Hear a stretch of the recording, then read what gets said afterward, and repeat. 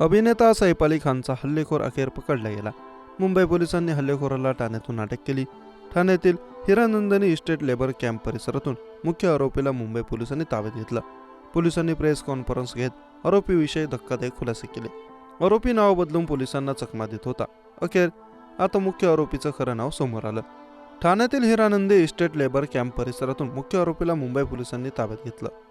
आरोपीची ओळख उघड झाली असून आरोपीचं खरं नाव मोहम्मद शरीफुल इस्लाम आहे। तो नाव विजय दास असं नाव बदलून राहत होता। आरोपी विजय दास ठाण्यातील हॉटेलमध्ये हाऊसकीपिंगचं काम करायचा।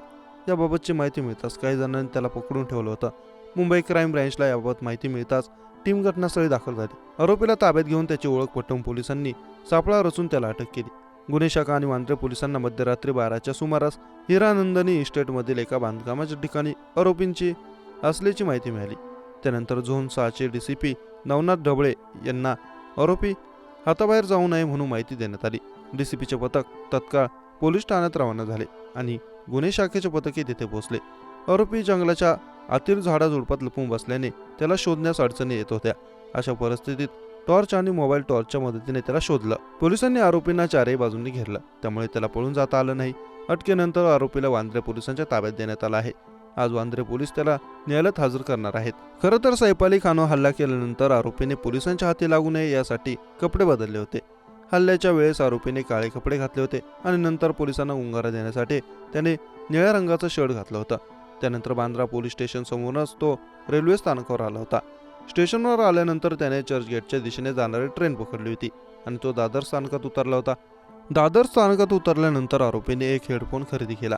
या हेडफोनसाठी त्याने दुकानदाराला कॅशमध्ये पेमेंट केलं होतं। या संबंधी व्हिडिओ देखील समोर आला। त्यानंतर पुढे दादर परिसरातील कपड्यांचे कलेक्शन पाहून त्याला कपडे खरेदी करण्याचा मोह आवरला नाही, त्यामुळे आरोपीने कपडे देखील खरेदी केले। पण दुकानदाराला द्यायला त्याच्याकडे कॅश नव्हती, त्यामुळे न्यायला असतो त्याला गुगल पे करावा लागला। हे गुगल पे ट्रान्झॅक्शनच त्याच्या अटकेचं मोठं कारण ठरलं। पोलिसांनी याची माहिती मिळताच त्यांनी तात्काळ दुकान गाठून संबंधित ट्रान्झॅक्शनची तपासणी केली। यावेळी गुगल पे ट्रान्झॅक्शनच्या मदतीने त्याचा फोन नंबर ID नंबर काढून घेतला गेला। फोन नंबर मिळाल्यानंतर पोलिसांनी लगेचच त्याची कॉल डिटेल्स मागून घेतली। या माध्यमातून पोलिसांना आरोपीचं एक्झॅक्ट लोकेशन कळालं। या लोकेशननुसार तो ठाण्यात राहत असल्याची माहिती मिळाली आणि तो काही मजुरांच्या संपर्कात होता। पोलिसांनी त्यानंतर काही मजुरांना कॉल केला असता हा तिकडे हाऊसकीपिंगच्या कंपनीत काम करत असल्याची माहिती मिळाली होती। त्यानंतर पोलिसांनी घटनास्थळ गाठून आरोपीला ताब्यात घेतलं, त्यामुळे आरोपीला त्याची एक चूक महागात पडली। डीसीपी दीक्षित गेडाम यांनी पत्रकार परिषद घेतली।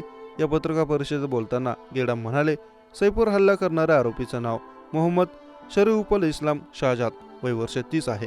हा आरोपी बांगलादेशी ओरिजिनचा आहे, त्यामुळे आम्ही गुन्ह्याचं सेक्शन वाढवलं असं त्यांनी सांगितलं। पुढे गेडाम म्हणाले की आरोपीकडे कोणतेही भारतीय कागदपत्र नाहीत। काही खुणा आहेत ज्यावरून तो बांगलादेशी असल्याचं स्पष्ट होते। तसेच चौकशीत आरोपीने जी उत्तरं दिली आणि त्याच्याजवळ जे साहित्य सापडलं त्या साहित्याच्या अनुषंगाने हा बांगलादेशी नागरिक असल्याचं स्पष्ट होत आहे। आरोपीने भारतात आल्यानंतर नाव बदललं। भारतात विजय दास म्हणून तो राहत होता। गेल्या 5 ते 6 महिन्यांपूर्वी तो मुंबईत आला होता। काही दिवस मुंबईत राहिला होता आणि आता 15 दिवसांपूर्वी तो पुन्हा मुंबईत आला होता। हाऊसकीपिंग एजन्सीमध्ये काम करायचा। चोरीच्या उद्देशाने तो सैफच्या घरात शिरला होता, अशी माहिती गेडाम यांनी दिली। तसेच या आरोपीला कोर्टात सादर करून पोलीस कोठडीची मागणी करणार असल्याचं गेडाम यांनी सांगितलं आहे।